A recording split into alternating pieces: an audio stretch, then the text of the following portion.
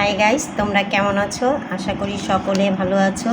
আমিও তোমাদের দোয়ায় আলহামদুলিল্লাহ অনেক ভালো আছি। দুইটা গিফট পেয়ে গেলাম মেয়ের পক্ষে থেকে, তোমাদের সাথে সেটাই শেয়ার করব।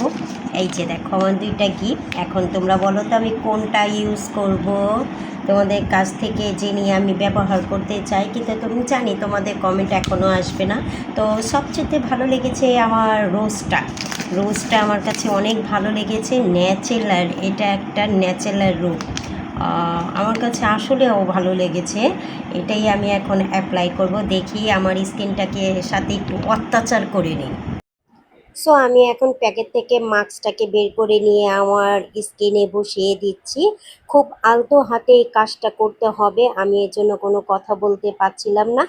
হালকাভাবে ট্যাপ ট্যাপ করে সুন্দর করে বসিয়ে দিচ্ছি স্কিনে, যাতে পুরোটা সেট হয়ে যায়। তোমরাও ঠিক এভাবেই তোমাদের স্কিনে অ্যাপ্লাই করতে পারো। আর হ্যাঁ, আরেকটা গুরুত্বপূর্ণ কথা, প্যাকেটের ভিতরে অনেকগুলো জেল থাকবে। এই জেলটা তোমরা ফেলে না দিয়ে স্কিনে অ্যাপ্লাই করে নিও, কারণ জিনিস অপচয় করাটা ভালো না, এটা আমরা সবাই জানি। যেহেতু এটা একটা ভালো প্রোডাক্ট, আর ফেলে দেওয়া জিনিসও কিন্তু অনেক কাজে আসে। অনেকেই করে যে এটাকে ফেলে দেয়, ভিতরে কি আছে সেটা দেখে না। লাস্ট টাইম লুকটা দেখো, ফ্রেশ ওয়াশ দিয়ে মুখটাকে ক্লিন করার পর দেখো আমার লুকটা কেমন গ্লো হচ্ছে।